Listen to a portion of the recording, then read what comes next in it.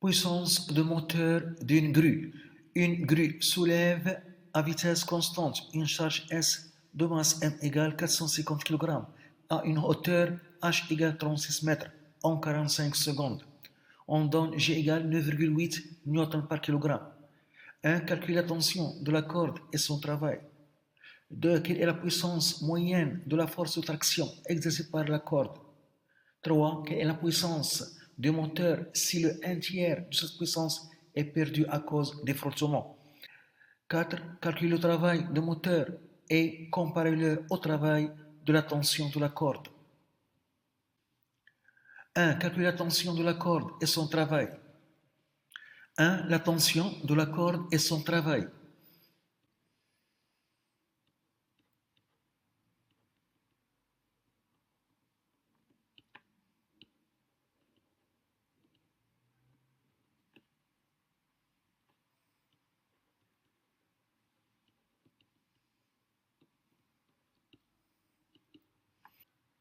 On a, d'après les données, le mouvement de la charge est uniforme car sa vitesse est constante.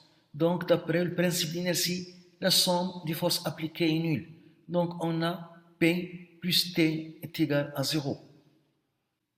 On a donc, d'après le principe d'inertie, P plus la tension de la corde T est égale à 0.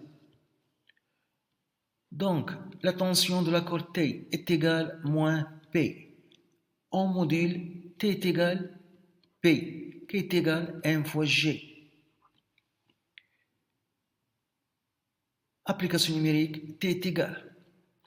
On a la masse M, 450 kg, G, 9,8, égale 4410 Newton. Le travail de la tension de la corde, W, pour le déplacement de A à B est égal à la tension T scalaire, le vecteur déplacement AB, qui est égal à la tension T en module fois la distance AB fois cosinus de l'angle entre les deux vecteurs T et AB. Cet angle c'est 0. Cosinus 0 est égal à 1 et on a AB, c'est la hauteur H. Donc est égal à T fois H. Application numérique, T est égal à 4410, H 36. On trouve 158 760 joules. 2. Quelle est la puissance moyenne de la force de traction exercée par la corde? 2. La puissance moyenne de la force de traction.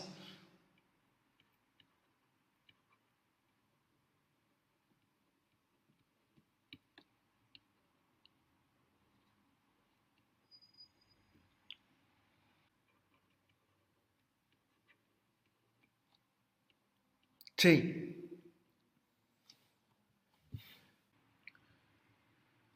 Par définition, la puissance moyenne de la force de traction exercée par la corde est égale à son travail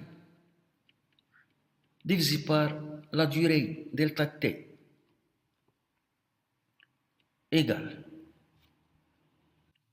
le travail de la force de traction exercée par la corde pendant la durée delta T égale 45 secondes, c'est 158 760 joules divisé par la durée 45 secondes.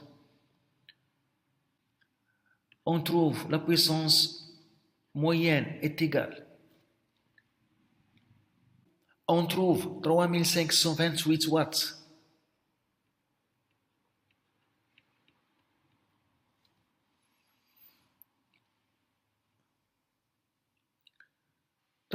Quelle est la puissance de moteur si un tiers de cette puissance est perdu à cause des frottements? 3. La puissance du moteur.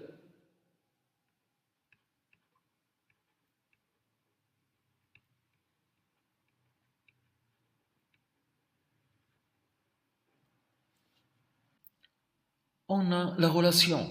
La puissance du moteur PM fournie par le moteur est égale à la puissance perdue à cause des forces frottement plus la puissance moyenne de la force de traction de la corde.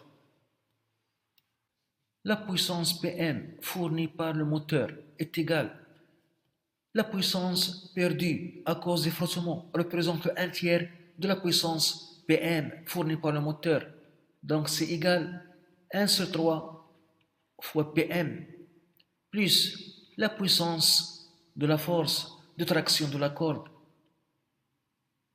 moyenne. On cherche la puissance fournie par le moteur PM. PM moins 1 sur 3 fois la puissance PM est égale à la puissance moyenne de la force de traction de la corde.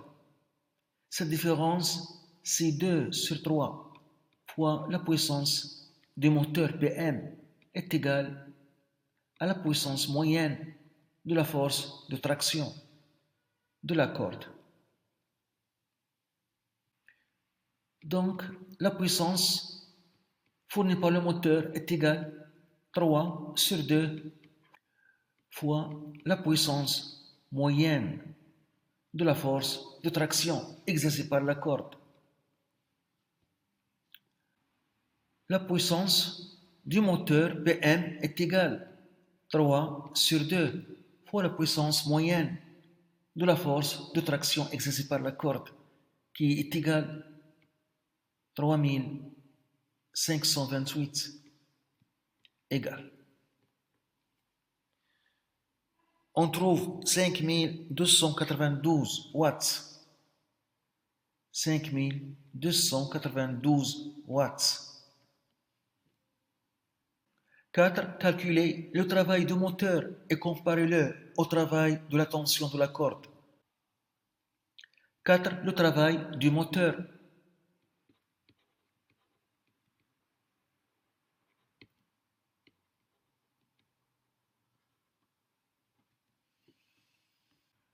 On utilise la relation.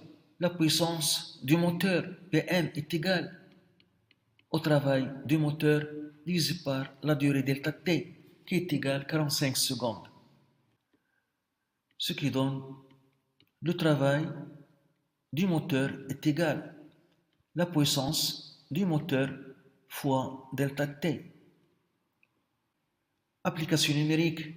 Le travail du moteur WM est égal à la puissance du moteur 5292 watts fois la durée delta T 45 secondes égale. On trouve 238 140 joules. 238 140 joules. Le travail du moteur et le travail de la force de traction exercée par la corde sont différents à cause des frottements qui travaillent. Le travail du moteur est différent du travail de la force de traction exercée par la corde à cause des frottements qui travaillent.